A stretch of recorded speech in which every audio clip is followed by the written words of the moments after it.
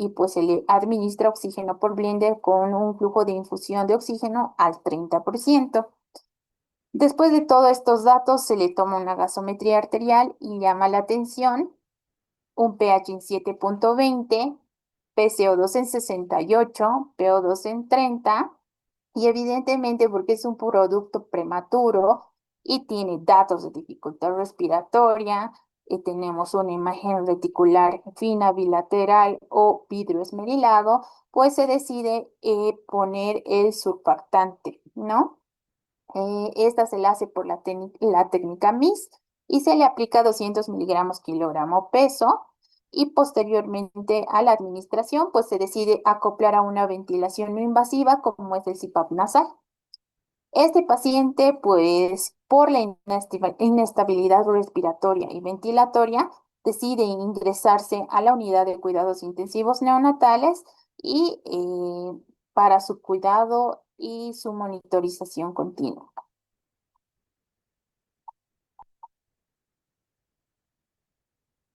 Bueno, una vez que ya hemos dado preámbulo al caso clínico, que al final de la exposición vamos a terminar, ahora vamos a hablar de las enfermedades respiratorias en los recién nacidos.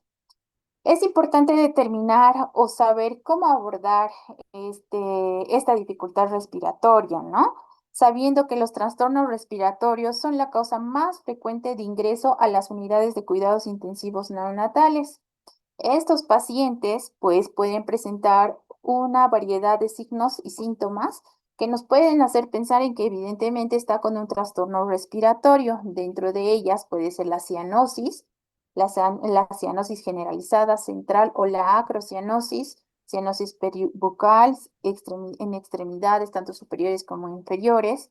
El quejido respiratorio también es importante, que es dentro de uno de los parámetros que se toma dentro de la escala de Silverman, Anderson, al igual que el aleteo nasal, el tiraje, la retracción intercostal, subcostal.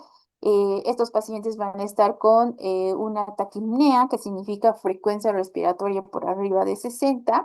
Podemos tener algunos ruidos respiratorios audibles, podemos tener sibilancias, podemos tener estertores, roncos, y estos pacientes normalmente pueden tener un deterioro hemodinámico asociado a ellos, una palidez generalizada.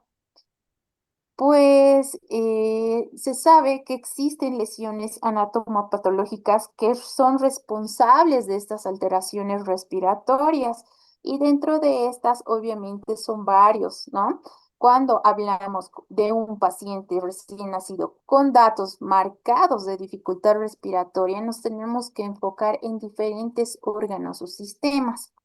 Por ejemplo, tenemos que tomar en cuenta trastornos pulmonares y trastornos de vía respiratoria, pacientes con hernia diafragmática, pacientes con hemorragias pulmonares, pacientes que tienen alguna fístula traqueoesofágico, sobre todo la tipo 3, algún quiste, algún tumor, pacientes que nacen con hipoplasia pulmonar, pacientes que han sido sometidos a ventilación mecánica y que lamentablemente han hecho un neumotórax, pacientes que tienen derrame pleural, pacientes que tienen comprometida la vía respiratoria alta, la laringe, la tráquea. Entonces puede condicionar a que estos pacientes entren en datos de dificultad respiratoria severa.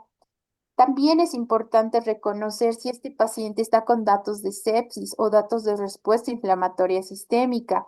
Pacientes madres que han tenido infecciones de tracto urinario, madres que han tenido vulvovaginitis sin tratamiento, no han hecho controles prenatales oportunos.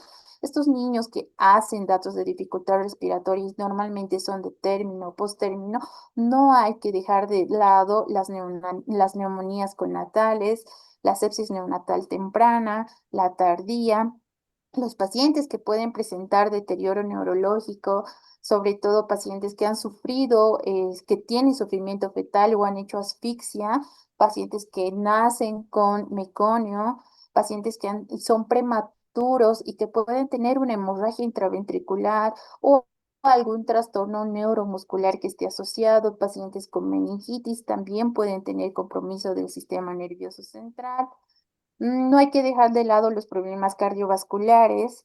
pacientes que nacen con alguna cardiopatía congénita cianógena compleja que podemos nosotros determinar por medio del tamizaje cardiológico que habíamos dicho entre las 24 y las 48 horas, pacientes que hacen insuficiencia cardíaca congestiva, ¿no?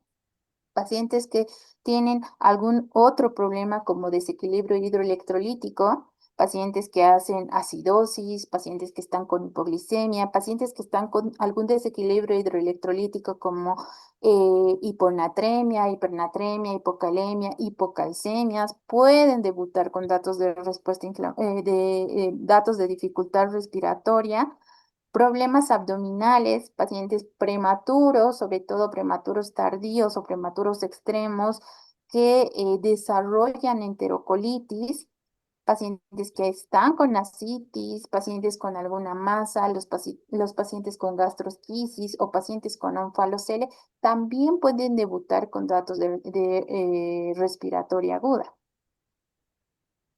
Cuando ya entramos a hablar de la fisiología respiratoria, es importante saber que la función del pulmón va a estar adecuada o va a depender mucho de la madurez del centro respiratorio de estos recién nacidos.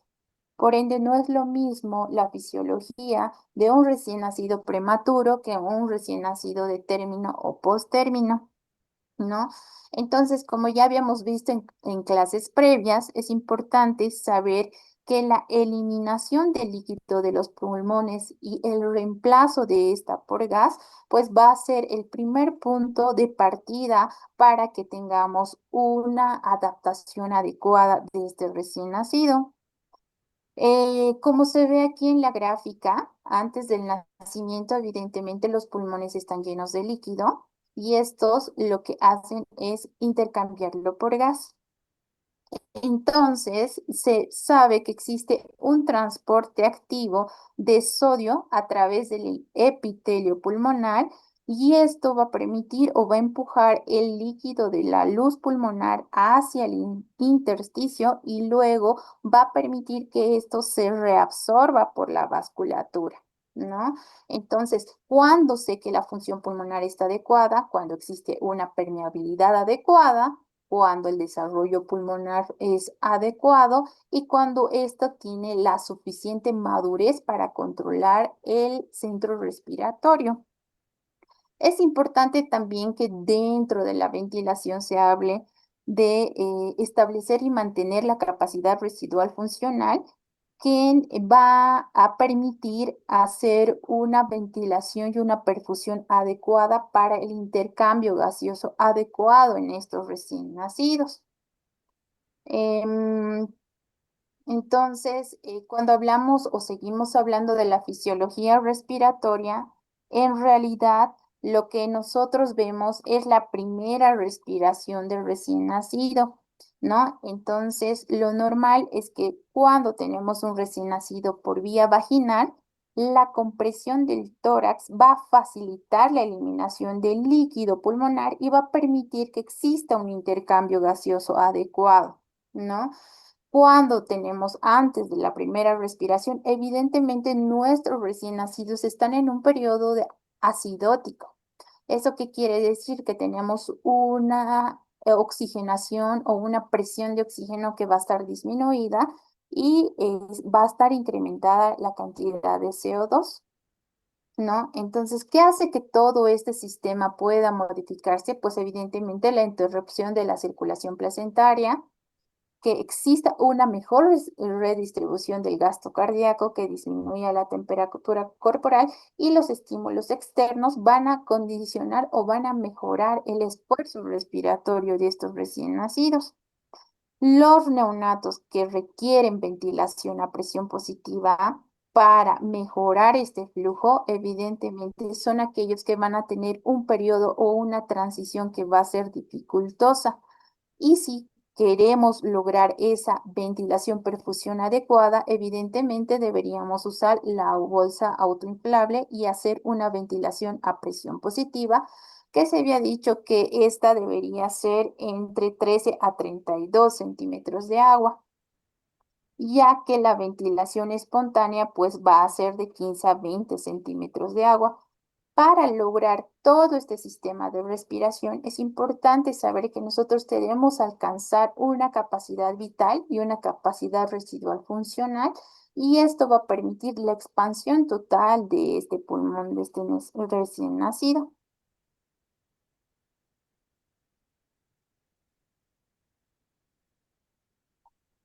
Bueno, ya hablando un poco de la fisiología, pues sabemos que todos los niños cuando están en útero, prácticamente todos los vasos sanguíneos van a estar contraídos, ¿no? Y cuando salen a la vida extrauterina, estos vasos sanguíneos se dilatan, ¿ya? Y permiten el intercambio gaseoso. La entrada de aire a los pulmones en realidad va a lograr que se desplace todo este líquido y logre hacer un intercambio. Por ende, va a haber una disminución de la presión hidrostática y un incremento de flujo sanguíneo. Es importante también conocer que existen algunos factores que no favorecen a la eliminación de este líquido y vamos a tener problemas en la transición de estos recién nacidos, sobre todo aquellos pacientes que nacen por cesárea, porque no van a tener la compresión de tórax y no vamos a lograr la eliminación total del líquido y el cambio por gas. Pacientes prematuros que tienen deficiencia del agente tensioactivo, que es el surfactante, obviamente los alvéolos van a estar colapsados. Pacientes que tengan hipoalbuminemia, ¿no? Porque va a haber líquido, lesión endotelial, pacientes que van a estar sedados, ¿no? Con sedación, o algunos pacientes que vamos a incrementar la presión a nivel pulmonar, también pueden verse dificultosos el momento de la eliminación de este líquido. ¿Qué pasa con los recién nacidos prematuros? Eh, los recién nacidos prematuros, a diferencia de los recién nacidos de término, pues evidentemente van a tener una pared torácica que va a ser más distendible, ¿no? Y va a haber una desventaja en cuanto a la capacidad residual funcional y por ende va a haber una alteración en la ventilación-perfusión. Normalmente estos niños, por todo el problema que tienen, de distensibilidad van a tener periodos de hipoxia y periodos de hipercapnia e incluso pueden tener cortocircuitos intrapulmonares, puede haber colapso pulmonar por deficiencia de surfactante, puede haber hipoventilación y el famoso atrapamiento de aire, ¿no? Y bueno, es importante también dentro de todo este patrón respiratorio reconocer cuál es el patrón de los recién nacidos, ¿no? Es importante saber que todos los recién nacidos en los primeros meses de vida pueden tener una respiración periódica. ¿A qué se refiere respiración periódica según Nelson? Pues en realidad es una respiración normal. Ya, esta respiración normal tiene una pausa de 5 a 10 segundos, con un periodo que le continúa de una respiración rápida, que pueden ir de 50 a 60 respiraciones por minuto, y otro periodo de pausa que va de 10 a 15 segundos. Y esa respiración es normal en el recién nacido porque todavía tienen algún grado de inmadurez. Sin embargo, la apnea ya se la condiciona como patológica porque es el cese de la respiración más de 20 segundos que puede aparecer, que puede tener repercusión hemodinámica y que puede aparecer en las primeras 2 semanas de vida. Cuando pienso en qué pacientes se presenta con más frecuencia, evidentemente en los recién nacidos prematuros por la inmadurez neurológica y del centro respiratorio, y en pacientes de término siempre tengo que pensar alguna enfermedad grave que puede estar asociada. Pacientes con anemia, con choque hipovolémico, pacientes con sepsis, pacientes con meningitis, pueden tener apnea y ser de término. Pacientes con enterocolitis también pueden presentar periodos de apnea. Bueno, aquí en esta gráfica he puesto los dos conceptos, ¿no? Que siempre es pregunta de examen, como se había quedado en la bibliografía, revisar las normas nacionales de atención clínica y Nelson. Para las normas nacionales de atención clínica, evidentemente es la interrupción de la respiración, más de 20 segundos, con una pausa respiratoria y esto va a tener repercusión hemodinámica. Los pacientes pueden presentar palidez súbita, pueden presentar cianosis, pueden presentar bradicardia o hipotonía. ¿Qué dicen eso el 21? Que evidentemente es una interrupción prolongada de la respiración que puede ser más de 20 segundos igual o menos de 20 segundos asociados a alguna alteración hemodinámica como alteración en el tono, que es la hipotonía, la palidez, la cianosis y la bradicardia, pues ellos consideran menor a 100 o 80 latidos por minuto. Ya hablando de la clasificación de las apneas, pues es importante saber que el control de la respiración va a ir muy ligado a la edad gestacional. Y la clasificación de las apneas se clasifica en central, obstructiva y mixta, ¿no? Y aquí abajo, igual las normas nacionales de atención clínica la clasifica en central, obstructiva y mixta. Cuando hablamos de una apnea central, pues evidentemente la apnea central representa entre el 10 y el 25% y esta se caracteriza porque va a haber una disminución del estímulo del sistema nervioso central. ¿Eso qué quiere decir? Que no va a haber va a haber ausencia de flujo y ausencia de movimientos de la pared torácica, ¿ya? A diferencia de la apnea obstructiva, que también representa el 10 al 20%, pero esta sí va a tener movimientos del tórax, pero va a haber ausencia del flujo aéreo. Y a diferencia de la mixta, que es la más frecuente y ha sido pregunta de examen, representa entre el 50 y 75% y se presenta en su mayoría en niños prematuros y van a tener episodios muy prolongados. Si es mixta, pues obviamente abarca lo central y lo obstructivo. Es importante también reconocer cuáles son las causas potenciales de apnea y de bradicardia. Cuando hablamos de causas potenciales de apnea y de bradicardia, prácticamente en Nelson muestra esta tablita, donde separa por órganos y cuáles podrían ser las causas más frecuentes de apnea, ¿no? O bradicardia neonatal. Si tengo repercusión a nivel del sistema nervioso central y tengo un recién nacido prematuro, obviamente voy a pensar en una hemorragia intraventricular. Si tengo un paciente que está con asfixia, ¿no? Asfixia, lo he sometido a CULCAP y está con hipotermia terapéutica y empieza a hacer apnea, pues yo debo pensar que este niño está hipóxico o está convulsionando, ¿no?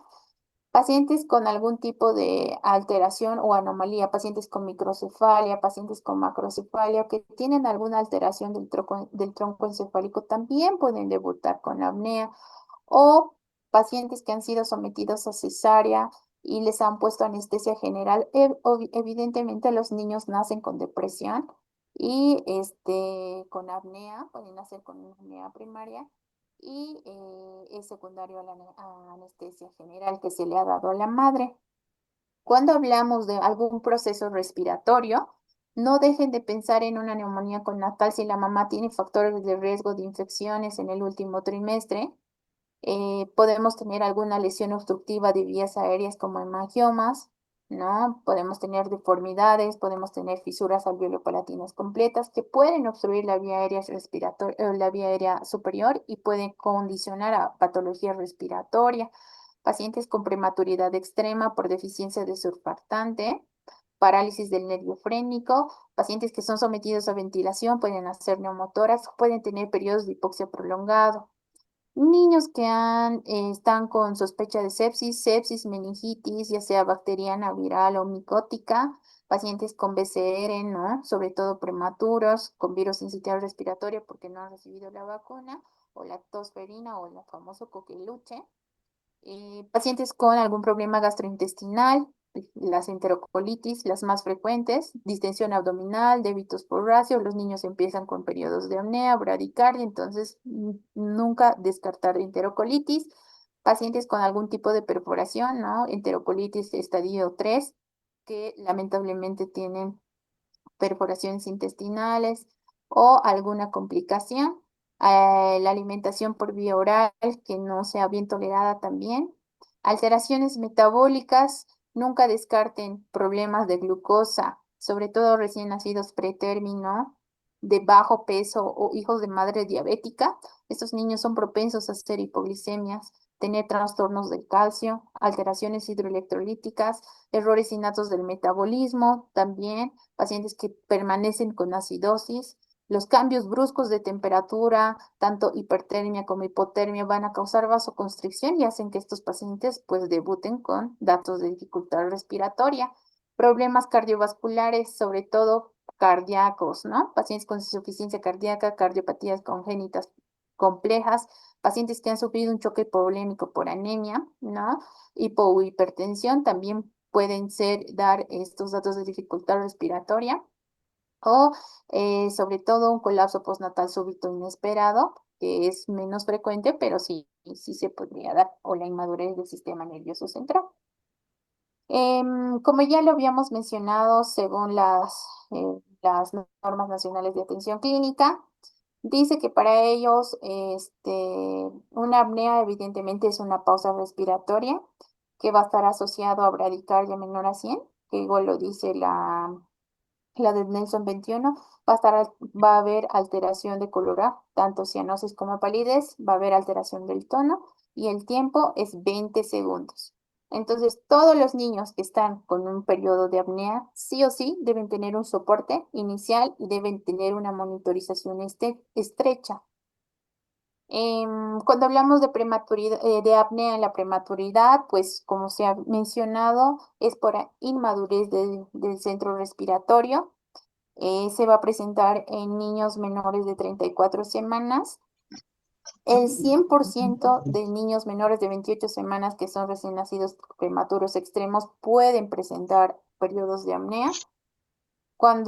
Estos son menores de 30 al 85% y el 20% pues los niños menores de 34 semanas.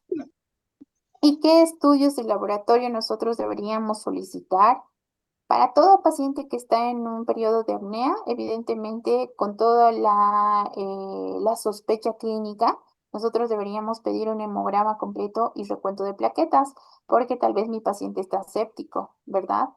PCR igual para ver el proceso inflamatorio, la gasometría para ver si mi paciente está con algún desequilibrio ácido-base, glicemia y electrolitos como calcio y calcio corregido también es importante pedir por algún desequilibrio hidroelectrolítico. Si yo tengo la sospecha de algún error innato del metabolismo, obviamente voy a pedir amonio sérico. Tengo que hacer de inmediato un tamiz metabólico para ver qué patología voy a tener, sobre todo hipotiroidismo, fibrosis quística, insuficiencia suprarrenal, ¿no? Las más frecuentes aquí en nuestro medio. Dentro de los exámenes de gabinete, obviamente voy a pedir una radiografía de tórax para ver si no tengo alguna malformación pulmonar, si no tengo una neumonía connatal, si estoy frente a un prematuro, si tengo una enfermedad de membrana hialina, si tengo un recién nacido que ha nacido por cesárea, si estoy frente a signos de una taquipnea. La radiografía abdominal igual me va a orientar mucho si tengo una oclusión, una suboclusión, si tengo una masa, si estoy frente a una enterocolitis.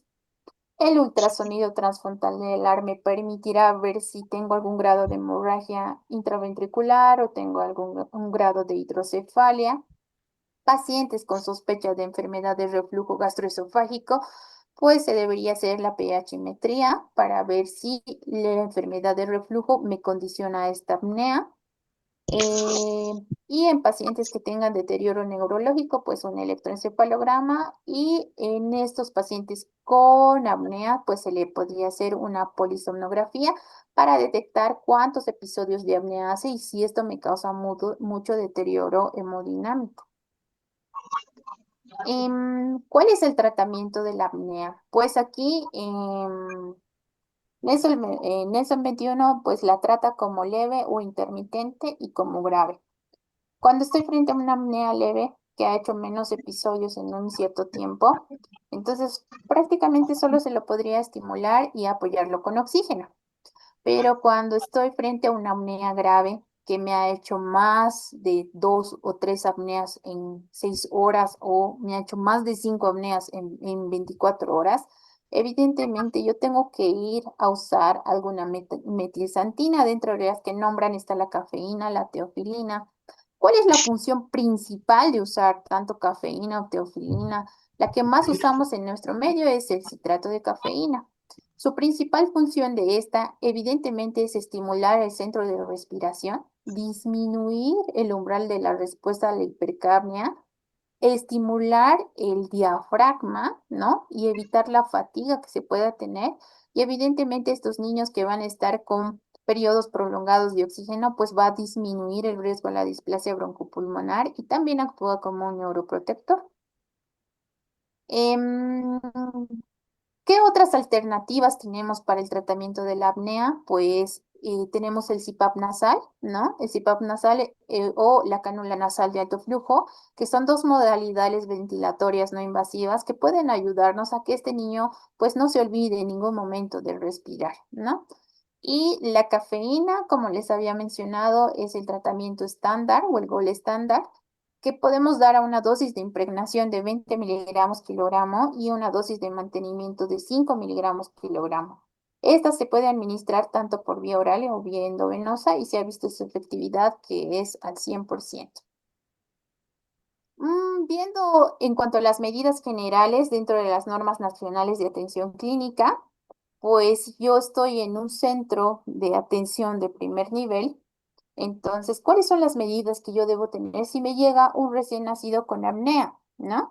Normalmente habíamos dicho que los niños que hacen apnea son aquellos que van a estar hipotérmicos. Significa que mi temperatura medida va a ser menor a 36,5. Y si tengo un niño hipotérmico, obviamente va a ser apnea. Entonces, lo primero que tengo que hacer es mantener la normotermia de estos recién nacidos si vienen directamente a su centro de salud. También es importante mantener una posición neutra de respiración como la aconsejada es Rosier y evitar el decúbito prono o la flexión del cuello porque eso me obstruye la vía respiratoria y los niños pueden hacer apneas obstructivas. La primera medida para que estos niños respondan al estímulo de respiración es hacer una estimulación táctil y la administración de oxígeno suplementario para lograr mantener una saturación entre 87 y 94%. Estos niños, si ustedes tienen un oxímetro de pulso o una monitorización, pues se deberían monitorizar. Y la administración de este oxígeno puede ser por cánulas o por puntas nasales o por bigotera o mascarilla, lo que vayan a tener. Normalmente cuando estos pacientes están en episodios de apnea, son prematuros, pues es la mayoría normal, pero cuando tengo un recién nacido de término, pues tengo que sospechar en alguna patología crítica que ya se mencionó. Estos niños deberían quedar en ayuno, se debería administrar una solución dextrosa al 10%. La solución ideal para todos los recién nacidos siempre es la dextrosa al 10% de 60 a 80 ml para que les dé un flujo de infusión entre 5 a 6, ¿no? Y eviten que estos niños tengan hipoglicemia y evidentemente se debería referir de forma inmediata después de hacer la reanimación básica a estos pequeños. Sin embargo, cuando nosotros ya nos encontramos en un centro de salud de segundo o tercer nivel, pues este panorama va a cambiar, ¿no? Evidentemente se debe hacer todos los procedimientos iniciales que ya se ha mencionado, pero lo primero es que debo corregir, ¿no?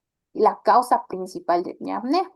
Si tengo un paciente hipotérmico, lo voy a calentar. Si tengo paciente hipoglicémico, obviamente le voy a dar dextrosa al 10%, ya sea bioral o parenteral. Si tengo un paciente con sepsis, obviamente le voy a iniciar cobertura antibiótica. Si tengo un paciente acidótico, voy a ver cuál es la causa de la acidemia y voy a corregir la causa, ¿no? Es importante que todos los recién nacidos que tengan apnea, pues se encuentren monitorizados con oximetría y con signos vitales. Eso nos va a orientar mucho a tomar decisiones oportunas. La estimulación táctil puede ser una gran ayuda, la administración de oxígeno, ¿no? Por otros dispositivos. Si tu paciente hace una apnea prolongada y no responde a estímulo táctil, obviamente debería dar ventilación a presión positiva por bolsa autoinflable. Es importante que estos pacientes no estén en anemia, por eso se toman los exámenes laboratorios previos. Y si está en anemia, obviamente tengo que transfundirle un paquete globular. Dentro de los dispositivos, pues deberíamos usar el CPAP nasal, que evidentemente ya se ha mencionado. y el uso de metilsantinas cuando este paciente ya ha tenido más de 2 o 3 episodios de apnea con mucha repercusión hemodinámica, y el que se usa más es el citrato de cafeína. Si estos pacientes, a pesar de estar con citrato de cafeína, estar monitorizados, haber tratado la causa de base y no tengo reversión de todo este periodo de apnea, necesito someterlos a ventilación mecánica invasiva. Como ya se ha mencionado, también, obviamente, pacientes que tienen anemia, yo debo transfundir.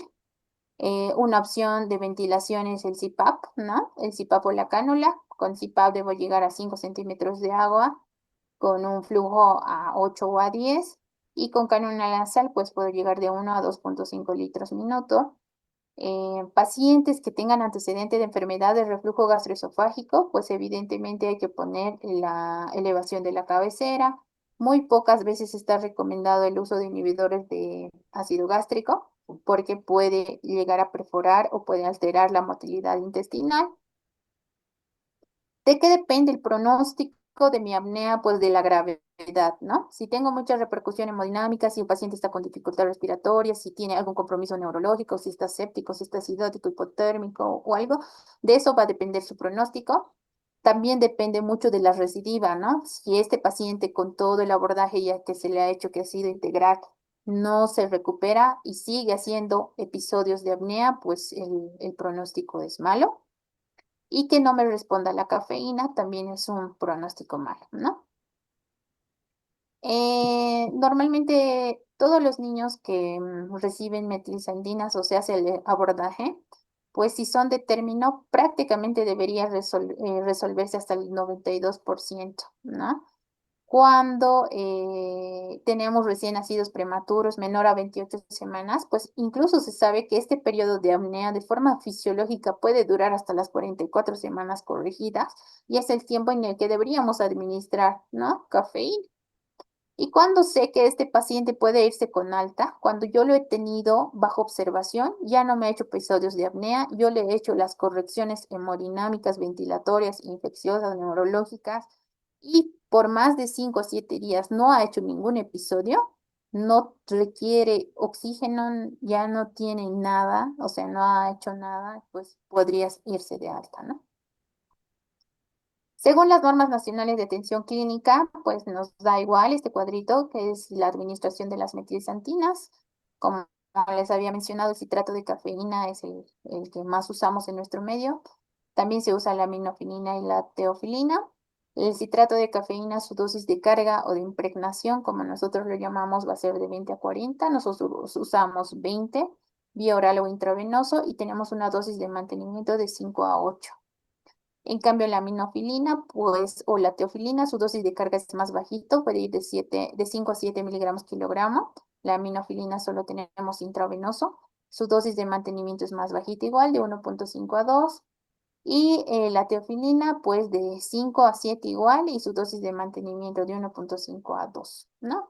Es importante que todos estos pacientes que van a recibir esta medicación deberían tener exámenes de laboratorio de control y también deberían ser monitorizados de forma constante. Cuando tenemos a estos pacientes de primer nivel, ¿cuáles serían los criterios de referencia? Pues cuando yo debo referir a terapia intensiva neonatal, cuando estos pacientes tienen apneas repetitivas o recurrentes a pesar de toda la estabilidad que le hemos logrado dar, cuando tienen inestabilidad clínica o hemodinámica, tensiones arteriales por debajo del percentil 5, pacientes que están con datos de choque, han hecho oliguria, están con palidez generalizada, están cianóticos, dificultad respiratoria con Silverman 3, 4, 5, incluso que necesitan intubarse, obviamente deben ser referidos de forma inmediata, o pacientes que no tengan un acceso periférico y se necesite poner un catéter venoso central o algún percutáneo, ¿no?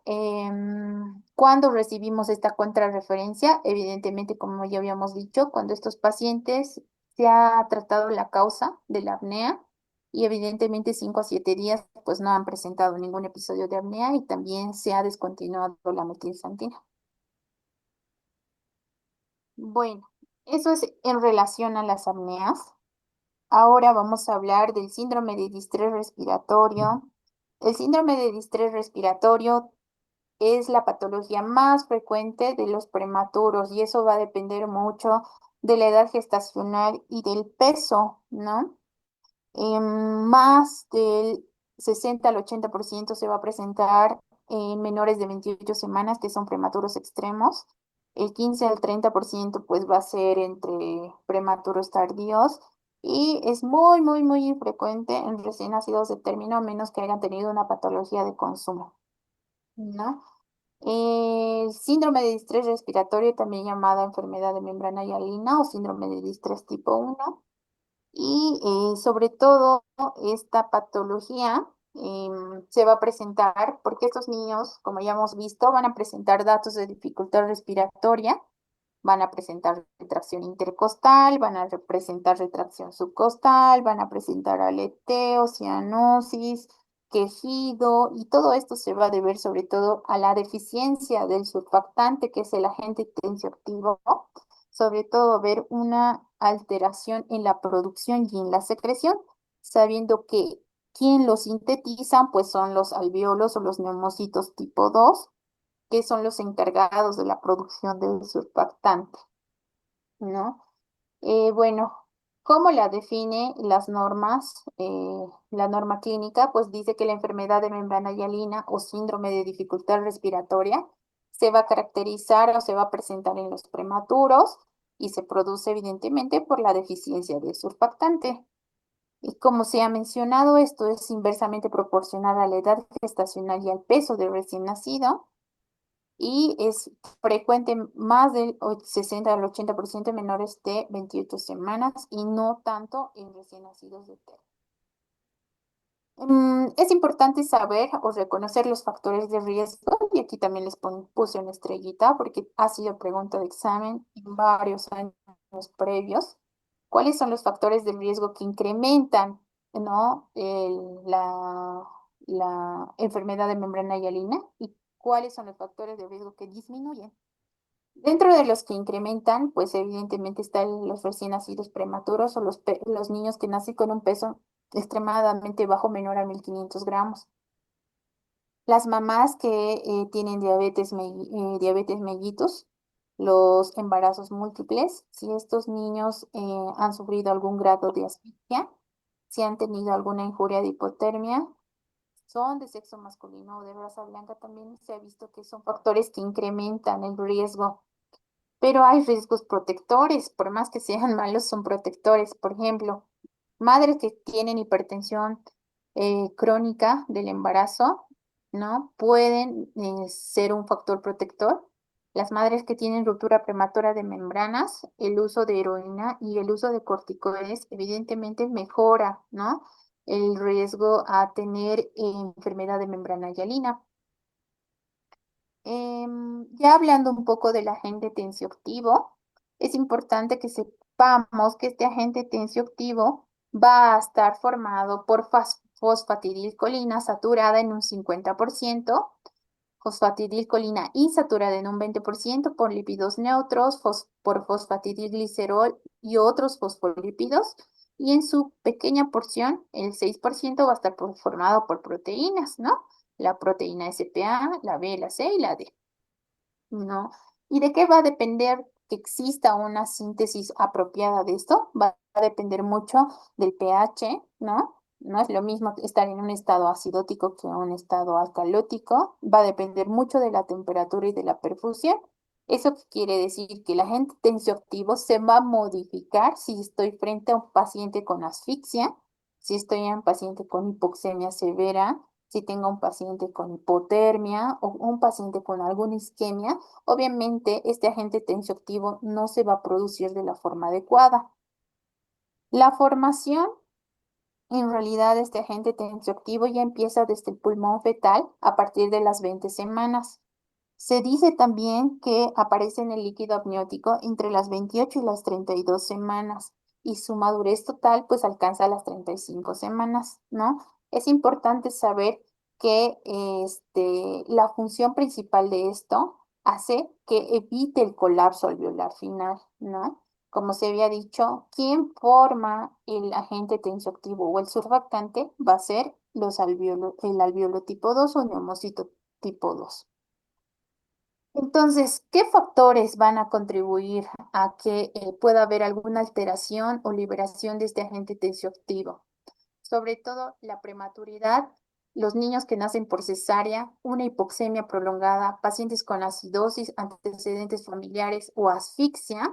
Evidentemente va a haber una disminución del agente tensioactivo, por tanto va a haber un colapso un colapso alveolar, ¿no? Va a condicionar una telectasia progresiva, va a haber alteración, ¿no? De la ventilación perfusión, esto va a repercutir en hipoxia, ¿no? Va a haber hipoxia, va a haber disminución del pH, voy a tener un estado ácido-base alterado, pacientes acidóticos, voy a tener pacientes con hipercapnia, ¿no? Incremento del CO2, ¿no? Y todo esto me va a condicionar a un colapso, ¿no? A un colapso circulatorio, por ende va a haber una vasoconstricción pulmonar, va a haber hipoperfusión alveolar, alteración metabólica celular y también podemos debutar con cortocircuito de derecha a izquierda y puede causar gran repercusión cardíaca. Entonces, ¿cuáles son las principales manifestaciones clínicas? Como ya sabemos, pues evidentemente estos pacientes van a presentar dificultad respiratoria, van a tener taquipnea, frecuencias respiratorias por arriba de 60, van a estar cianóticos, que no van a responder al oxígeno, va a haber dificultad respiratoria. Para eso nosotros valoramos mediante la escala de Silverman. Anderson y vamos a ver sobre todo la disociación tóraco-abdominal, la retracción intercostal, el tiraje subsifoideo, el aleteo nasal y el quejido respiratorio, pues prácticamente esto nos va a ayudar a ver el grado de dificultad respiratoria en el que nos encontramos y el abordaje que deberíamos realizar, ¿no? Es importante también ver si estos pacientes están con pausa o una respiración irregular, pues es un criterio de gravedad. Pacientes que están con quejido, ¿no? Entonces, pacientes que no logran mejorar la dificultad respiratoria al pasar las horas o los días, evidentemente nosotros deberíamos someterlo a una ventilación mecánica invasiva. Como ya se ha mencionado, igual las normas clínicas que menciona, pues cuáles son los criterios clínicos, dificultad respiratoria después del nacimiento o en las primeras 6 horas de vida, que esto va a progresar y puede ser muy grave, la cianosis central, taquipnea por arriba de 60, quejido, aleteo, retracción intercostal, pacientes que hacen apnea, ausencia de respiración por más de 20 minutos con desaturación o bradicardia, pacientes que a la auscultación voy a tener estertores bilaterales, disminución de los ruidos respiratorios bilateral y mayor requerimiento de oxígeno. Puede ser que empecemos con cánula nasal, que tengamos que progresar a CPAP y finalmente tengamos que someternos a ventilación. ¿Cómo es mi diagnóstico de estos pacientes con enfermedad de membrana hialina? Evidentemente, el volumen pulmonar va a ser bajo, pero el signo característico siempre va a ser la granulación reticular fina bilateral y la presencia de broncograma aéreo, ¿no? Cuando les tomo una gasometría, evidentemente tengo hipoxia, ¿no? Tengo hipoxia, tengo hipercapnia, ¿no? Hipoxia menor a 60 milímetros de mercurio, hipercapnia, voy a estar por encima de 50, algunas literaturas nombran 55, y una acidosis metabólica, mi pH va a estar por debajo de 7,35 con repercusión en el bicarbonato. ¿Cuáles son los exámenes complementarios que yo debo tomar? Evidentemente un hemograma completo, ¿no? Porque este niño puede estar en estado de choque, puede estar anémico, y si yo no soluciono esa parte tanto infecciosa, metabólica, pues no voy a lograr mejorar la parte ventilatoria, el recuento de plaquetas. Es importante saber el grupo de sangre si en algún momento lo tengo que transfundir. Saber con cuánto estamos empezando con proteína C reactiva, que es orientativa para hacer seguimiento y pacientes con sepsis. Es importante tomar una gasometría arterial de inicio para ver cómo voy a hacer el manejo del ventilador y las pruebas metabólicas que ya se han mencionado. Cuando hablamos de enfermedad de membrana hialina, pues es evidente que nosotros deberíamos clasificar según los grados, ¿no? de enfermedad. Por ejemplo, en un grado 1, aquí como lo mencionan las normas nacionales de atención clínica, el grado 1 va a ser un infiltrado retículo granular difuso, pero sí vamos a tener una buena expansión, ¿no? Pulmonar. Y prácticamente esta radiografía es normal. En un grado 2 ya vamos a evidenciar un broncograma aéreo, ¿no? Y ya se evidencia un poco más borrosa la silueta cardíaca, todavía se evidencia en un grado 2. En un grado 3 voy a tener la persistencia del broncograma aéreo. Sin embargo, la silueta cardíaca ya se empieza a borrar y en un grado 4, evidentemente, es el pulmón blanco, donde desaparece la silueta cardíaca y se ve una opacificación pulmonar y el borramiento diafragmático.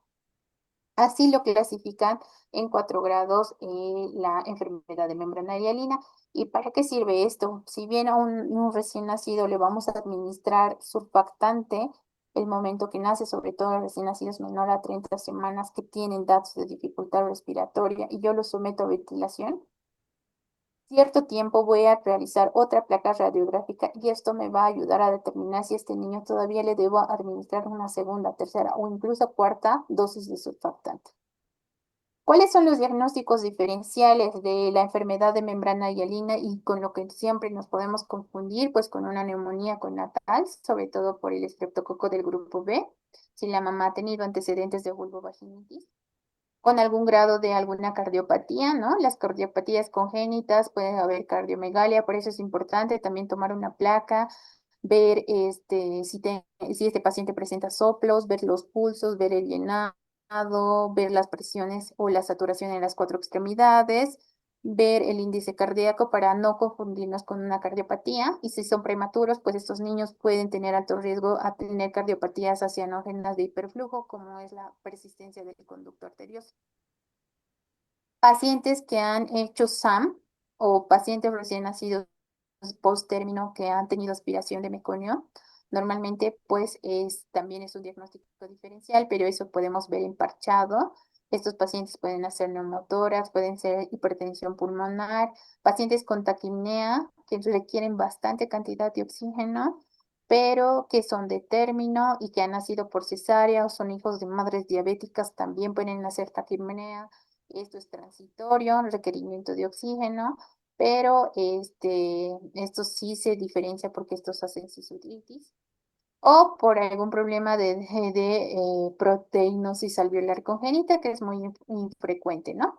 Si no lo resolvemos de forma adecuada o no sabemos identificar o diferenciar, pues podremos cometer errores en cuanto al diagnóstico.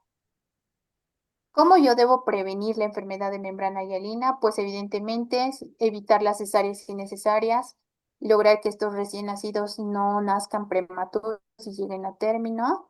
Es importante también determinar la lecitina esfingomielina, que me va a permitir saber si estoy frente a un pulmón maduro o inmaduro. Si la relación lecitina esfingomielina es mayor a 2, pues evidentemente mi pulmón está maduro y si es menor, está inmaduro. Hay que hacer un seguimiento muy estrecho a todas las mujeres embarazadas de alto riesgo con monitorizaciones constantes y el uso de corticoides, pues evidentemente, tanto la betametasona como la dexametasona, que está indicada entre las 24 y 36 semanas, se ha visto que ha reducido el riesgo de presentar enfermedad de membrana hialina, de que estos niños sean ingresados a las unidades de cuidados intensivos, de que tengan soportes ventilatorios más invasivos, de que evitemos las hemorragias intraventriculares, las enterocolitis y la sepsis, ¿no? ¿Cuál es el tratamiento? Evidentemente, el tratamiento o el gold estándar es que estos pacientes logremos mejorar el intercambio gaseoso y mejorar la capacidad residual, ¿no? Funcional de los pulmoncitos. Todos estos niños que están hemodinámicamente estable, pues sí se les debería poner un catéter umbilical, ya sea arterioso y venoso, para lograr monitorizar tanto gases como también administrar medicación. Estos pacientes necesitan soportes ventilatorios invasivos y no invasivos, dependiendo del estado clínico en el que lo vamos a encontrar. Podemos administrar oxígeno solo por cánulas convencionales de 1 a 2 litros, cánulas de alto flujo de 2 a 8, por casco cefálico podemos llegar igual a 8 litros. El objetivo principal es que nosotros logremos una saturación más del 90%, y que la presión arterial de oxígeno pues esté entre 50 y 70 milímetros de mercurio, con una FiO2 que no sobrepase los 60, ¿no? Cuando yo le voy a dar un CPAP nasal, obviamente este tiene que ser húmedo y calentado para evitar lesiones. Y este FiO2, si es mayor a 60, pues prácticamente habríamos fallado con este dispositivo y tenemos que avanzar. ¿Cuál es el objetivo? Que reduce el colapso alveolar y mejora la capacidad residual. Estos niños tienen que estar monitorizados y lo que evita es que nosotros lo intubemos y causemos displasia broncopulmonar, ¿no? ¿Cuál es el método de elección?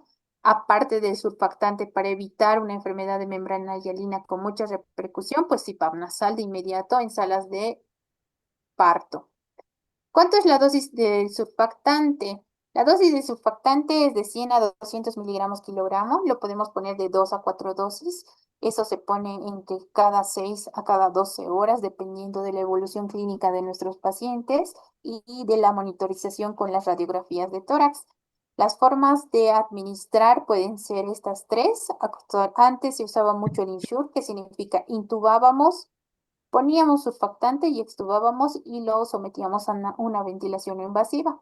Pero se ha visto que esta técnica actualmente ha causado mucha lesión y lo que se usa es la técnica LIS o técnica, la LISA o la MIS, que significa que no vamos a intubar al paciente, pero sí vamos a poner una sondita que llegue hasta vía aérea y vamos a administrar el surfactante y vamos a colocar a CPAP, ¿no? ¿Cuáles son las complicaciones normalmente que puede hacer hipoxia transitoria? Nosotros estamos administrando y podemos obstruir vía respiratoria alta, que estos pacientes hagan hipercapnia, que hagan una bradicardia transitoria, que hagan hipotensión transitoria, que normalmente si lo vamos a hacer con técnica INSURE, que se bloquee, ¿no? Por el medicamento el tubo y que tengamos que cambiar. O en casos graves podemos causar hemorragias pulmonares, entonces eso es importante saber cuándo, cómo y qué dosis administrar. Cuando hablamos de la parte ventilatoria, igual aquí les he puesto las referencias, tanto Nelson 21 y como las normas nacionales de atención clínica. Dentro de las modalidades ventilatorias invasivas, pues hay modos, ¿no? Ventilatorios. Hay la famosa SIMB, el asistido controlada y la ventilación de alta frecuencia. Normalmente a nuestros niños, cuando queremos que el ventilador haga todos por ellos, los ponemos en modalidad AC y cuando es intermitente, ventilación mandatoria intermitente sincronizada, hacemos que el ventilador solo le apoye en las respiraciones que el niño no pueda hacer. Entonces, ¿cuáles son los criterios, ¿no? Para que nosotros metamos a un niño a ventilación que esté acidótico con un pH menor a 720, que tenga hipercapnia con un CO2 mayor a 60, que este paciente, a pesar de llegar a cifras altas de oxígeno, pues desature menor a 85 y que haga una apnea persistente o apneas intermitentes más de 4 en 24 horas, son candidatos a entrar a ventilación. ¿Qué dice las normas nacionales? Evidentemente lo mismo, que si tengo mayor requerimiento de FiO2, más del 60%, tengo que someterlo a ventilación. Si mi PCO2 da un margen más pequeño, mayor a 50, si mi presión arterial de oxígeno es menor a 50, que esté hipoxémico, si tengo pobre esfuerzo ventilatorio o tengo un paciente que está con apneas frecuentes o recurrentes, si tengo datos de dificultad respiratoria marcada con Silverman arriba de 5, tengo que intubarlo.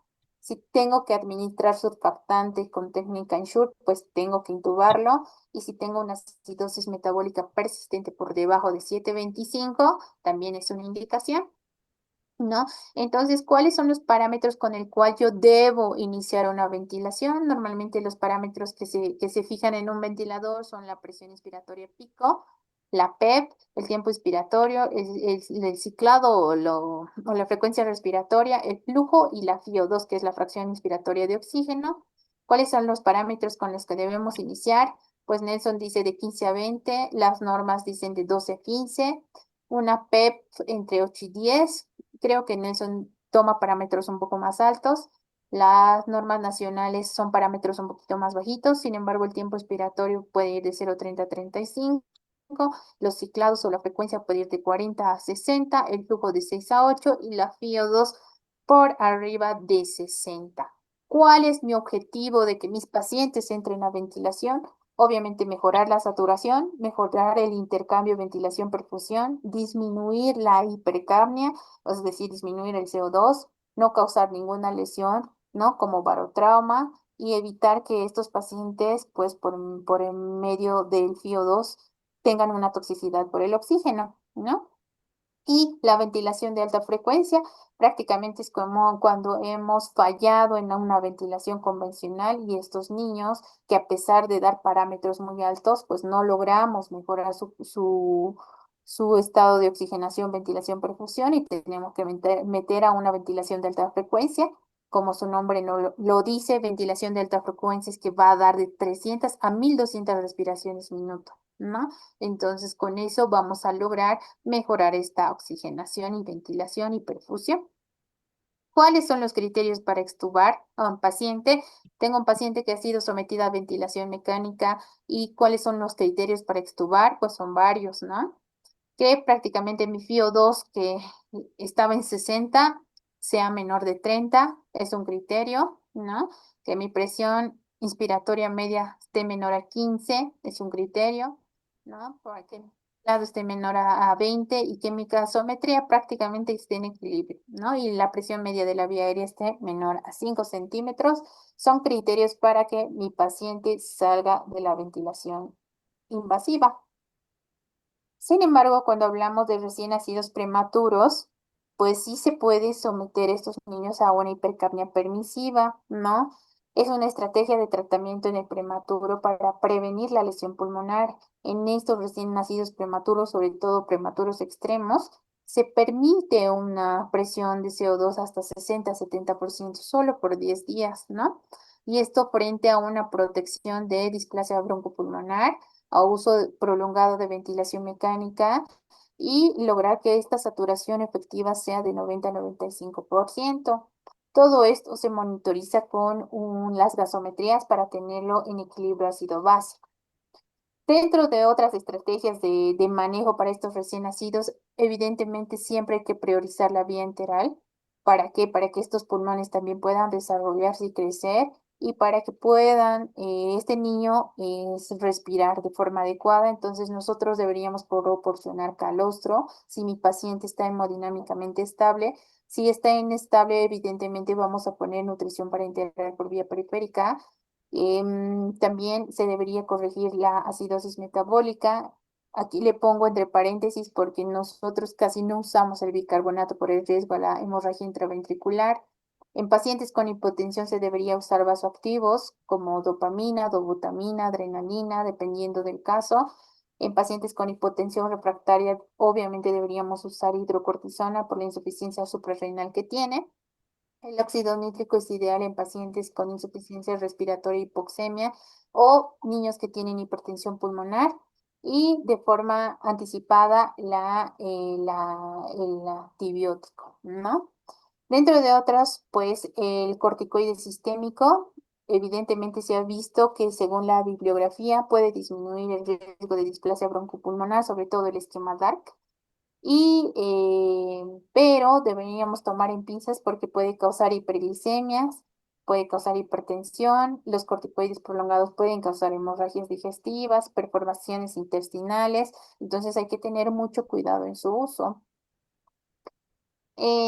¿Cuándo debo referir a una enfermedad de membrana hialina? Pues evidentemente cuando tengo incremento de signos de dificultad respiratoria muy marcado, cuando tengo inestabilidad clínica y cuando tengo necesidad de procedimientos invasivos como catéteres, uso de tubos, uso de percutáneos, yo debería transferir, ¿no? ¿Y cuáles son los criterios de alta de estos niños? Obviamente que ya haya superado su cuadro respiratorio, que no esté sometido a ventilación, que no necesite oxígeno. Todos los niños que tienen uso prolongado de oxígeno pueden hacer retinopatía del prematuro, por ende, todos los prematuros deberían tener valoración oftalmológica y deberían tener una revisión constante por el pediatra, ¿no?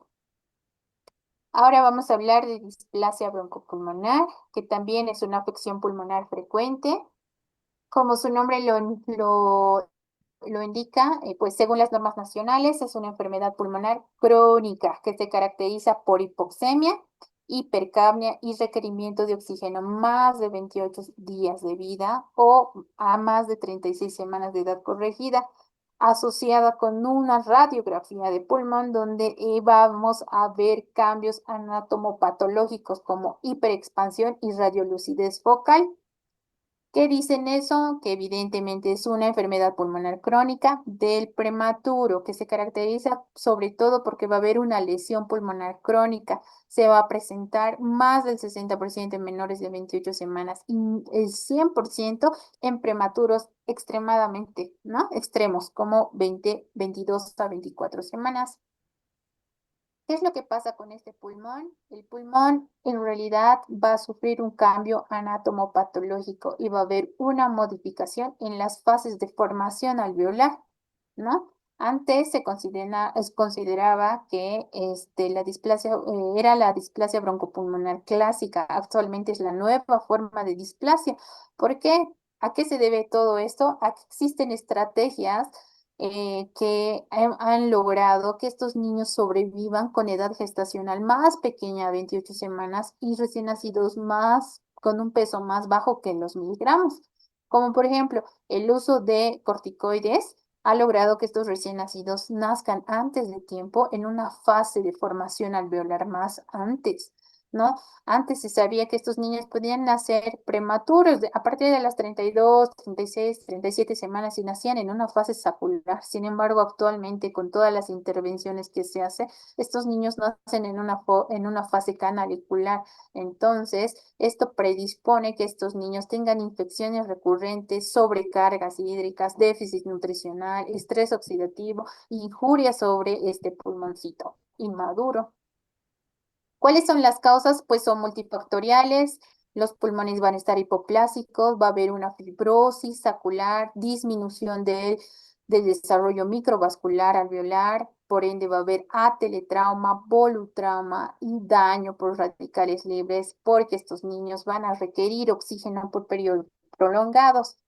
¿Cuáles son los signos clínicos? Evidentemente que la necesidad de oxígeno más de los 28 días de vida hace que estos niños permanezcan constantes. Si no le pongo oxígeno, hacen datos de dificultad respiratoria, tienen taquipnea, tienen tiraje, retracción subcostal, intercostal, sifoidea, aleteo. Van a tener periodos prolongados de hipoxia, van a tener periodos de hipercapnia, van a hacer acidosis metabólicas y las placas radiográficas se van a ver como esta placa con hiperinsuflación, opacidad, ¿no? Intersticial difusa, van a ser ateletraumas, ¿no? Atelectasias, va a ser pacientes que hacen broncoespasmo porque va a haber acúmulo de moco y edema. Estos pacientes pueden tener repercusión hemodinámica con bradicardia y realmente pueden tener repercusión y pueden hacer cortocircuitos de derecha a izquierda y pueden hacer hipertensión pulmonar, ¿no? Entonces, ¿qué exámenes se les debería pedir? Siempre una radiografía, evidentemente por la hiperexpansión que hemos dicho, la infiltración, ¿no? Y por todo el daño. Y una gastometría para ver si estos pequeños van a hacer algún desequilibrio ácido-base. ¿Cuáles son los estadios? Pues evidentemente va a haber una lesión pulmonar aguda, primero va a haber opacidad, va a haber el famoso pulmón en burbuja, va a haber bandas densas y irregulares cuando los pacientes ya son más de meses con oxígeno y finalmente un pulmón, según la anatomía patológica, pues es una fibroproliferativa, va a haber obliteración y va a haber el famoso signo del patrón empedrado. ¿Cómo yo podría prevenir? Como habíamos dicho, evitar las cesáreas antes de tiempo, evitar que estos niños nazcan muy prematuros, hacer los controles maternos, cuando nacen, administrar el surfactante de forma oportuna, poner el CPAP ya en sala de parto, lograr que estos niños puedan usar una metilsantina si hacen apneas, ¿no? Del prematuro o apneas prolongadas o patológicas, iniciar la nutrición de forma inmediata para que estos pulmones también puedan desarrollar. El uso de la vitamina A se ha visto que favorece el desarrollo alveolar. El uso de los corticoides también se ha visto que puede impactar de forma favorable al neurodesarrollo y es no someternos a ventilación mecánica por tiempos prolongados. Dentro de otras estrategias está el soporte nutricional y el soporte ventilatorio. Es importante que estos niños puedan recibir un aporte calórico de 120 a 130, darles oxígeno, evitar sobrecargarles de líquido. Hay que hacer un tratamiento precoz. Alguna literatura recomienda el uso de diurético para evitar la sobrecarga y más daño a nivel pulmonar. Usar broncodilatadores si así se amerita, porque estos niños pueden hacer broncoespasmo. También el uso de corticoides sistémico inhalado por tiempos prolongados. Pacientes que hacen hipertensión pulmonar se podría usar sildenafil. También el óxido nítrico y algunas estrategias ventilatorias que podrían disminuir la displasia, como modificaciones en la presión o evitar el volutrauma, el barotrauma en estos pequeños. Evidentemente, la norma nacional clínica que dice que el manejo debería ser multidisciplinario, ¿no? En la unidad de cuidado neonatal, intensivo neonatal o terapia intermedia. Estos pacientes se debería minimizar el estrés oxidativo que lo hace la administración de oxígeno por tiempo prolongado y el barotrauma con los ventiladores. Hay que hacer un manejo adecuado de la oxigenación y lograr una saturación de 87 a 93%. Todos los niños que requieran ventilación mecánica, pues deberíamos darle de forma oportuna y siempre que un niño se vaya a intubar, tener el plan de cuándo lo vamos a extubar. Y todos los niños que tienen alguna alteración como en los glóbulos rojos como anemia deberían transfundir, deberíamos dar una nutrición oportuna. Si estos niños están sépticos, el antibiótico. Si estos niños tienen descompensación por edema de pulmón, usar diuréticos o broncodilatadores si en caso hace espasmos como salbutamol, y el uso de corticoides como el esquema DART también se ha visto que podría mejorar la funcionalidad pulmonar. En cuanto, ya hablando un poco de la taquimnea, y creo que es el último tema, la taquimnea transitoria del recién nacido también es un problema muy frecuente en salas de parto. Se va a presentar en recién nacidos término o prematuros tardíos. Se caracteriza sobre todo porque va a haber una absorción inadecuada del líquido pulmonar, va a haber una alteración en el intercambio gaseoso, no va a haber una distendibilidad adecuada y va a haber un aumento del espacio muerto. Los pacientes pueden debutar con datos de dificultad respiratoria precoz, retracción intercostal, subcostal, aleteo, disociación, tiraje, cianosis, ¿no? Periodos de apnea y, como su nombre lo dice, taquipnea transitoria. Esta se resuelve de forma rápida a los 3 días, ¿no? Pueden tener pacientes con taquipnea, que significa respiración mayor a 60 minutos, y todos los signos clínicos de Silverman que ya se mencionan. ¿Cómo hago mi diagnóstico? El diagnóstico prácticamente es con una placa radiográfica. La edad gestacional nos orienta mucho. Estos pacientes pueden tener datos de atrapamiento aéreo, pueden tener las famosas cesuritis, que significa que los lóbulos van a estar bien delimitados. Puede aparentar tener una cardiomegalia y en realidad no. Pueden tener incremento del diámetro anteroposterior y datos de atrapamiento, sobre todo va a haber rectificación diafragmática y horizontalización de los arcos costales. Tengo que pedir una gasometría porque evidentemente voy a tener un paciente con hipoxemia. ¿Eso qué quiere decir? Que el oxígeno pues va a estar por debajo de 50. Puede tener un paciente con hipercapnia o puede ser que el CO2 esté normal y estos pacientes hacen insuficiencia respiratoria. Lo que tengo que hacer es estabilizar a mi paciente, evitar hipotermia, evitar desequilibrio hidroelectrolítico, mantener con oxígeno, ¿no? En caso de que haga broncoespasmo, usar betagonistas inhalatorios. Estos pacientes se deberían alimentar por técnica de polipnea. Si tienen una respiratoria mayor a 80, se deja en ayuno con soluciones periféricas. Si tienen una respiratoria menor a 60, podríamos iniciar tolerancia oral, ¿no? La administración de oxígeno se puede hacer por cánula, se puede hacer por casco, podemos hacer por halo. Lo importante es que logremos administrar un oxígeno húmedo y un oxígeno dosificado por medio de los blenders.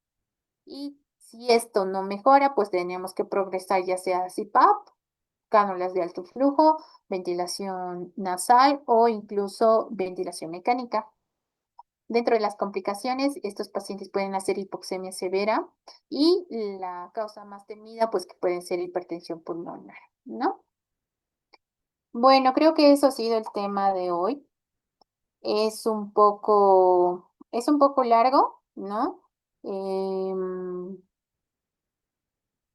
pero espero que les haya gustado, les haya agradado el tema y vamos a ir al repaso, ¿vale? Vamos a empezar el repaso y quiero que me ayuden con las respuestas. Aquí voy a activar el chat a un lado. Ok. Bueno, entre las causas potenciales de apnea y bradicardia neonatal, ¿cuál no corresponde? Causas de apnea y bradicardia. Es la tablita que les he mencionado. A, sistema nervioso central. B, sistema nervioso periférico. C, sistema respiratorio, sistema gastrointestinal y sistema cardiovascular. Todos dicen B. ¿No? Bueno, como habíamos visto, muy bien, creo que todos respondieron B. Las causas potenciales de apnea y bradicardia, evidentemente, son causas nerviosas del sistema nervioso central, como ya les he mencionado, respiratorias, infecciosas, gastrointestinales, metabólicas y cardiovasculares, ¿vale?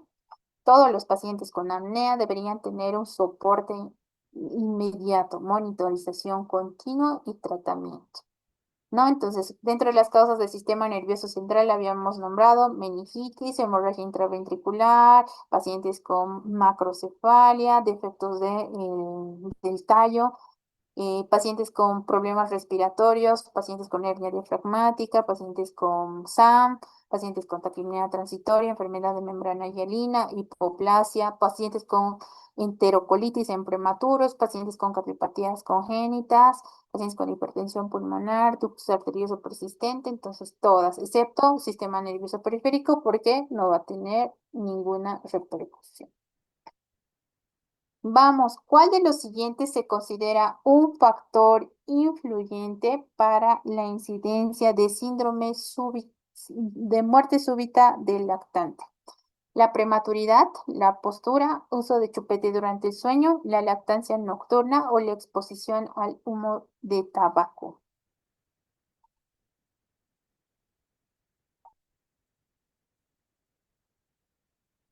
Bueno, la mayoría dice la prematuridad. Bueno, entonces la literatura que dice, según Nelson, la evidencia epidemiológica de que la colocación de los recién nacidos en decúbito supino reduce la tasa, ¿no? de muerte súbita del lactante. En más del 50% sugiere que es la postura y no la prematuridad el principal factor que influye en la incidencia, ¿no? Entonces, ¿cuál es la respuesta? Postura, ¿ya? Como se lee aquí, la prematuridad no es un factor de riesgo para muerte súbita del lactante, más asocian a la postura, ¿no? Vamos a la pregunta número 4. ¿Cuál de los siguientes no corresponde a la composición del surfactante? A, dipalmitoil fosfatidilcolina, B, fosfatidilglicerol, C, apoproteínas, D, colesterol o ninguno. Todos dicen apoproteínas, otros dicen ninguno. Como les había mencionado, el agente tensioactivo, ¿no? Está producido por los neumocitos tipo 2 y su función principal es evitar el colapso alveolar. ¿Listo? ¿Por qué está formado? Por fosfatidilcolina, sí, la saturada y la insaturada, por lípidos neutros, por fosfatidilglicerol. Dentro de otros fosfolípidos, obviamente, está el colesterol y las apoproteínas. Les había dicho que tiene apoproteínas en un 6%, es lo más bajito que tiene, pero tiene, ¿no? Entonces, dentro de las apoproteínas está la A, la B, la C y la D, ¿va? Entonces, la respuesta es ninguno, porque obviamente tiene dipalmitoil fosfatidilcolina, fosfatidilglicerol, tiene las apoproteínas y el colesterol. Vamos a la pregunta 5. ¿Cuál es la edad gestacional con incidencia del 100% para desarrollar displasia broncopulmonar?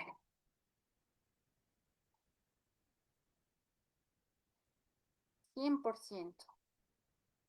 Y eso está en el libro también. Entonces, ¿qué dice la literatura? La mayoría dice entre A y C, pues, ah, inteligente. Mm, De los lactantes nacidos prematuros extremos menores, ¿no? O entre 22 y 24 semanas, que son extremadamente prematuros, estos niños, el 100% desarrolla displasia broncopulmonar, porque evidentemente el pulmón está tan inmaduro que necesitan ser sometidos a ventilación por mucho tiempo y eso causa modificación anatómica de toda la vía respiratoria, ¿vale? Entonces la respuesta es 22 a 24 semanas. ¿Cuál de los siguientes no corresponde a respecto a taquipnea transitoria de recién nacido? ¿Se resuelve en las primeras 24 a 72 horas? ¿Es un diagnóstico de exclusión? ¿El tratamiento es de soporte? ¿El albuterol acelera el proceso de recuperación? ¿O ninguno?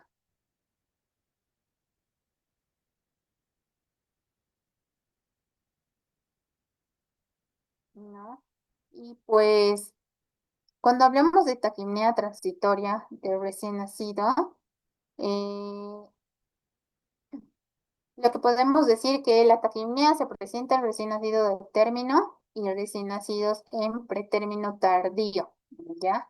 Entonces, entre los tratamientos, sobre todo el tratamiento es de soporte, ¿no? Habíamos dicho que estos niños, si tienen mucha dificultad respiratoria, quedan en ayuno con soluciones periféricas.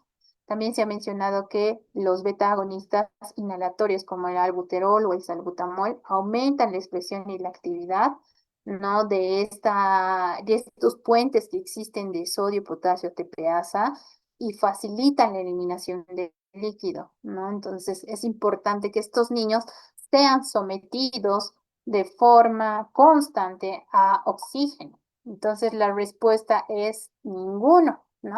¿Cuál de los siguientes no corresponde? ¿Se resuelve entre las primeras 24 y 72 horas? Sí, hasta los 3 días. ¿Es un diagnóstico de exclusión? Sí.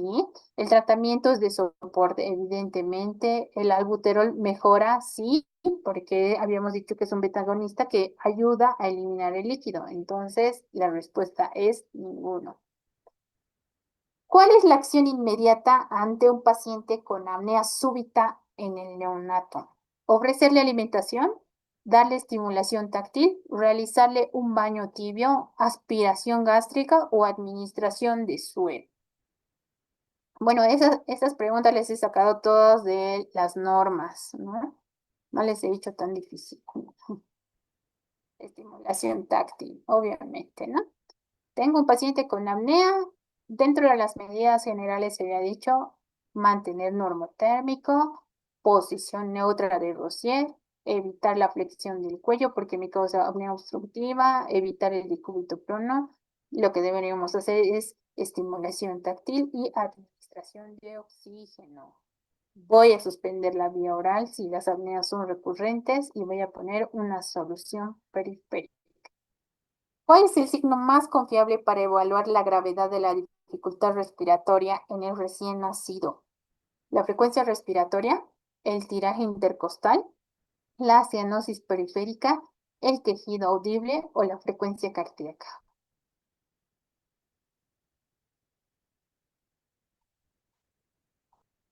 Algunos dicen el tiraje intercostal, algunos dicen la frecuencia respiratoria. Y pues la respuesta es el quejido. Cuando nosotros tenemos un paciente con quejido, significa que el deterioro respiratorio es muy, muy, muy grave, ¿no? Porque el quejido es uno de los signos finales de que mi paciente va a entrar en gasping, ¿no? En gasping. Entonces, quejido audible es algo que debería intubarse de inmediato. Si tengo frecuencia respiratoria con taquipnea mayor a 60, 70, me espero. Paciente con tiraje intercostal, puedo esperar con oxígeno por aproximación. cianosis periférica o acrocianosis también, ¿no? Los niños nacen con acrocianosis. Ahora, frecuencia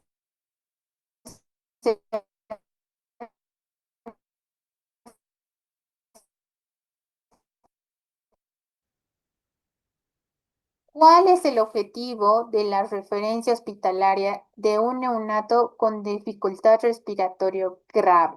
Administrarle vacunas, realizarle una cirugía urgente, monitorizar el peso, acceso a terapia intensiva neonatal o aplicar vitamina K. Bueno, creo que esas van a responder todos, ¿no? Paciente con dificultad respiratoria con Silverman por arriba de 3, 4.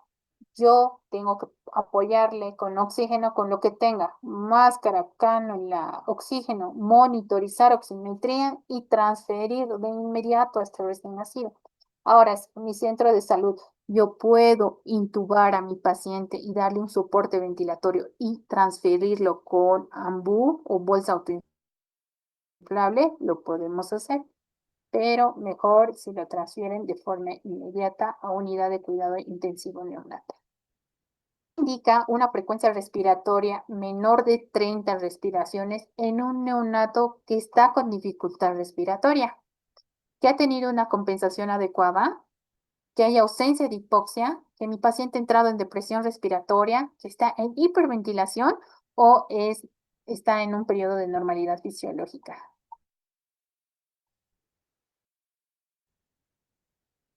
Algunos dicen sí, pero algunos dicen ausencia de hipoxia. Pues no.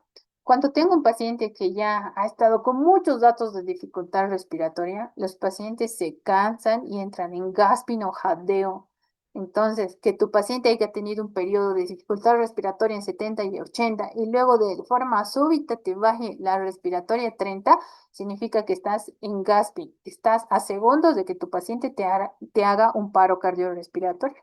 Entonces tu paciente está con depresión respiratoria. ¿Qué estrategia permite evaluar la gravedad de la dificultad respiratoria neonatal? Un examen físico general, una puntuación de Silverman-Anderson, evaluación del reflejo de Moro, medición del perímetro cefálico o determinación de la bilirrubina. Pues creo que todos respondieron B. Evidentemente, ¿no? La puntuación de la escala de Silverman-Anderson, se la tienen que memorizar porque en base a esta entran, ¿no?, casos clínicos. ¿Y cuáles son los 5 parámetros que toma la escala de Silver? Pues la disociación tóraco-abdominal, la retracción intercostal, retracción sifoidea, aleta nasal y quejido, ¿no? Para hacer grado 0, sin ninguno, solo o mínimo y siempre y marcado, ¿no? Entonces, cuando va de 1 a 3, pues con dificultad respiratoria leve, moderada y severa. Cuando yo estoy en una moderada, evidentemente tengo que el escalar el dispositivo de administración de oxígeno. Si tengo una escala mayor a 7, evidentemente tengo que intubar y someter a ventilación mecánica. Muy bien. ¿Qué conducta está indicada en un recién nacido con dificultad respiratoria severa en un primer nivel? Referencia inmediata sin intervención, que yo lo observe en domicilio, iniciarle tratamiento antibiótico oral, reanimación con naloxona o oxigenoterapia y derivación urgente. Pues todos dicen B. Ups, no, no. Bueno, todos dicen, algunos dicen oxigenoterapia y derivación urgente. Hay algunos que me han puesto de reanimación con naloxona. Bueno, cuando estamos en primer nivel, la referencia debería ser inmediata, ¿no? Entonces, este paciente ya debo ponerle oxígeno, monitorizarlo y enviarlo. Oxigenoterapia y derivación urgente. Bueno, esas han sido las preguntas que posiblemente ingresen a su examen. Em, He tratado de unir tanto la literatura de Nelson 21, que me parece que está mucho más completa que las normas clínicas, pero como para que vean la comparación, pues si saben Nelson 21, se la saben todas las normas clínicas. Bueno, en cuanto al caso clínico, vamos a resolverlo ahora. Como ya habíamos mencionado, teníamos un recién nacido de 28 semanas, recién nacido prematuro extremo de muy bajo peso al nacer con un peso de 9,500. Este paciente como antecedente la mamá es hipertensa, ¿no?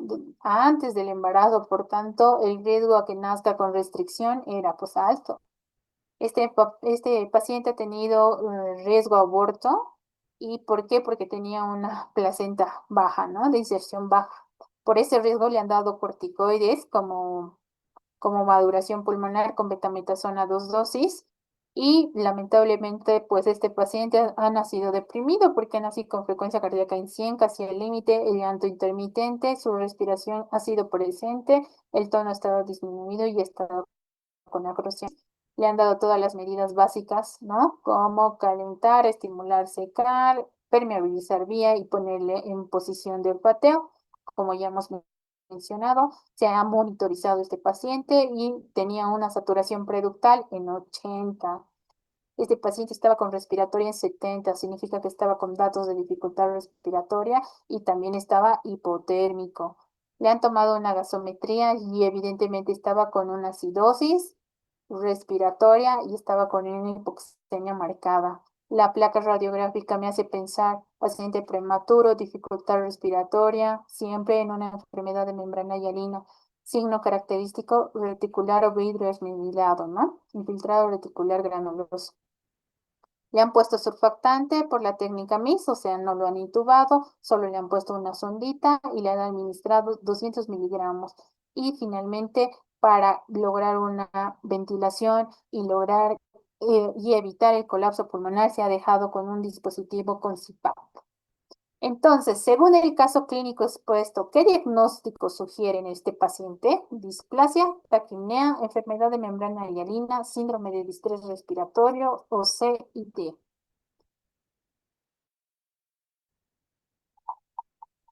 Otros dicen y otros dicen taquipnea. Bueno, pues está CID, ¿no? Habíamos dicho que un paciente con prematuro, con deficiencia de surfactante, con alto riesgo a colapso pulmonar, la enfermedad de membrana hialina, que actualmente se llama membrana hialina tipo 1.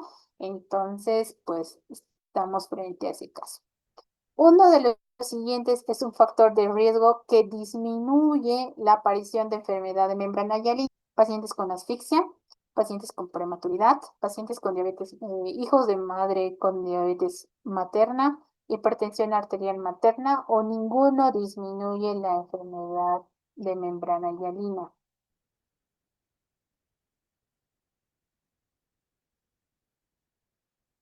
Algunos dicen que ninguno disminuye la enfermedad de membrana hialina, otros dicen la prematuridad.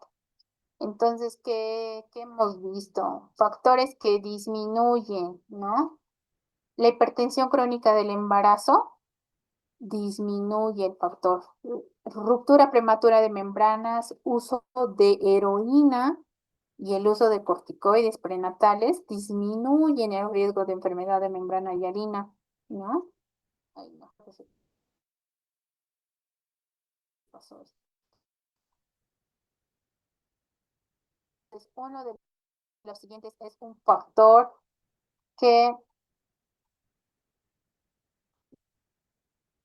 de riesgo que disminuye la aparición de enfermedad hialina y el único es hipertensión arterial materna. Ese es el único que disminuye, ¿vale? Como se mencionó ya aquí en el cuadro. Vamos a la pregunta número 3. ¿Cuál es la característica radiológica de una enfermedad de membrana hialina? Señale la correcta. Infiltrado intersticial bilateral, granulación reticular fina, signos de vidrio esmerilado, B y C son correctas, solo A es correcta.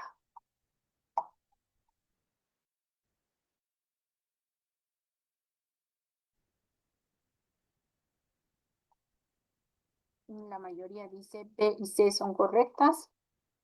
Pues como habíamos mencionado, el signo clásico radiológico de la enfermedad de membrana hialina pues va a ser La granulación reticular, como lo ven aquí, ¿no? Granulación reticular, signo de humo blanco o presencia de broncograma aéreo o signo de vidrio esmerilado también, ¿no? Entonces la respuesta es granulación reticular fina y signo de vidrio esmerilado. Muy bien. En relación a la apnea, uno de los siguientes es falso. La apnea de causa central es por disminución del estímulo del sistema nervioso central. Los tipos de apnea en el recién nacido se clasifican en mixta y central. La apnea del prematuro es un 50% de causa mixta. La dosis de impregnación de la cafeína es 20 miligramos o una de las medidas de soporte para apnea es el CPAP nasal. ¿Cuál es el falso?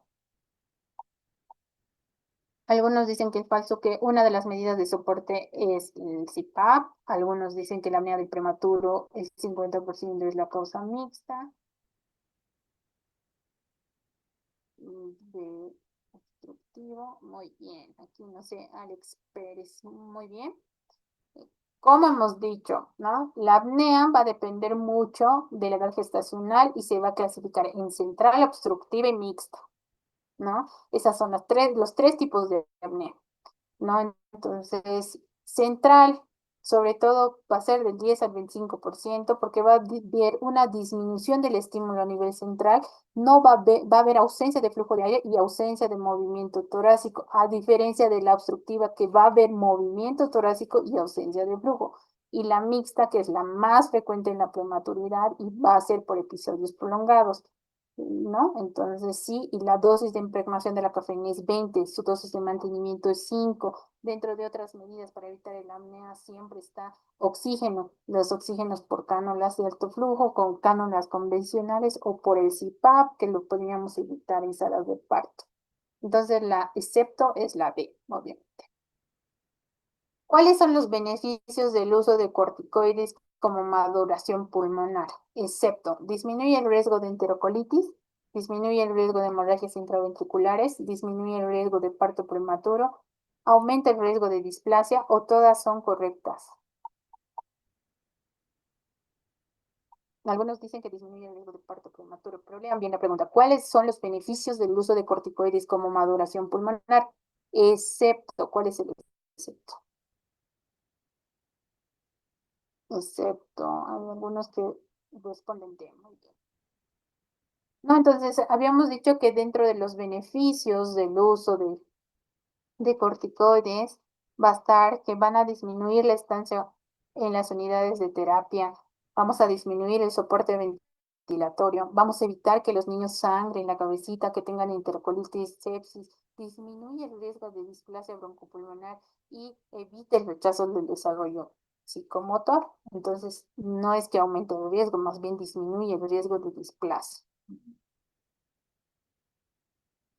Y finalmente, pues tengo un paciente recién nacido prematuro de 28 semanas que nace con una disociación toracoabdominal. Siempre tiene un aleteo nasal mínimo, tiene quejido audible marcado. ¿Cuánto de Silberman usted le calcula?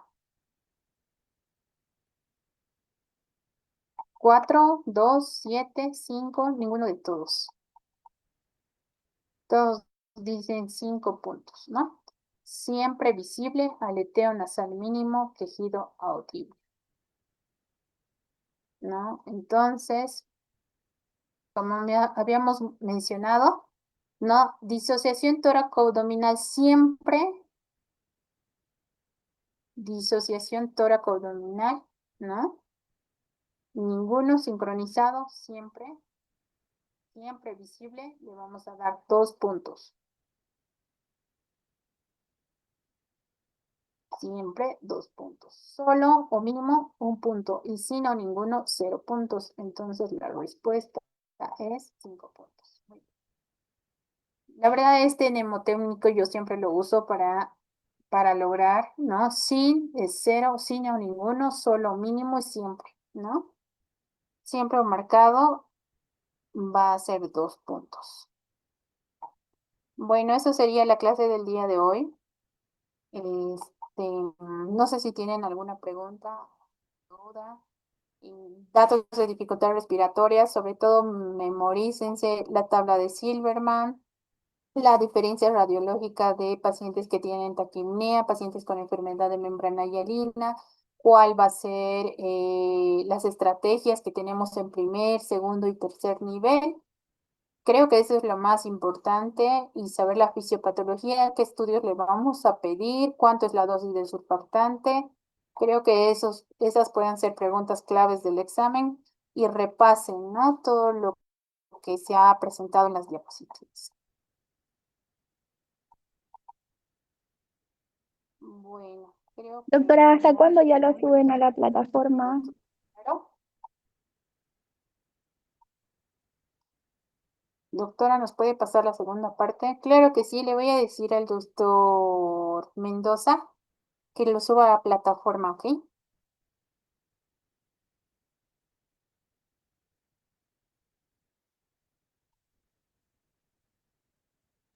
Doctora, a lo del CPAP, ¿será que podría volver a explicarlo?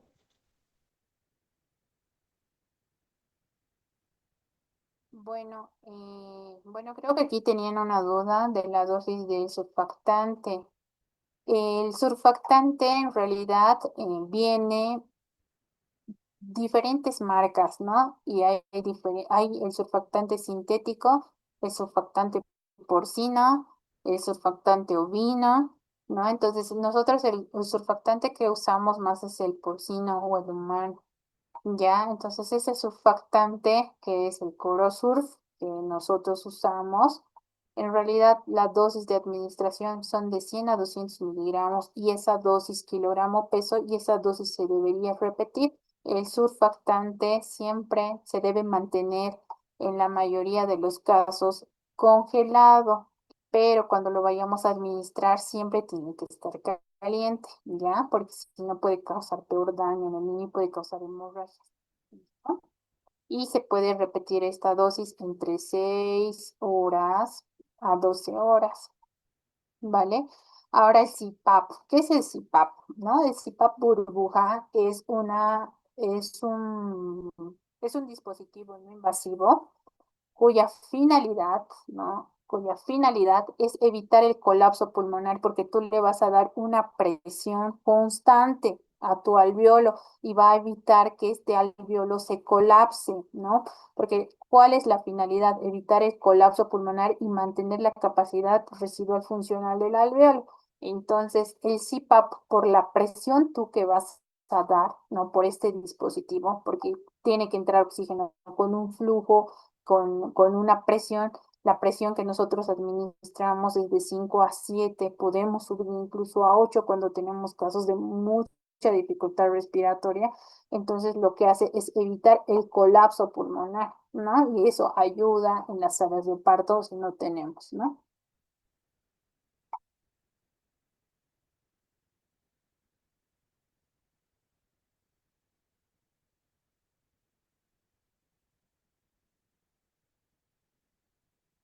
Bueno, aquí en el temario que me han dado, la verdad es que nosotros en la literatura previa, pues obviamente sí hablábamos del ductus arterioso persistente, de la hernia diafragmática, pero actualmente en esta literatura solo lo menciona como insuficiencia respiratoria del recién nacido. Es por eso que les he dado también literatura del Nelson 21 porque me parece más completa en cuanto a fisiología, fisiopatología, manifestaciones clínicas y demás. Y las normas clínicas, la verdad, es temario para primer nivel de atención, ¿no? Entonces es por eso que se ha tratado de completar. Porque es importante la postura. Como se había mencionado en reanimación, pues la postura de olfateo que no tenga hiperextensión o flexión del cuello va a evitar que haya obstrucción de vía respiratoria aérea y haga a tu paciente apneas por obstrucción. Entonces, la posición neutra de olfateo evidentemente es una postura neutral que deberíamos usar en todos los niños, no para evitar datos de dificultad respiratoria o periodos de apnea por causa obstructiva.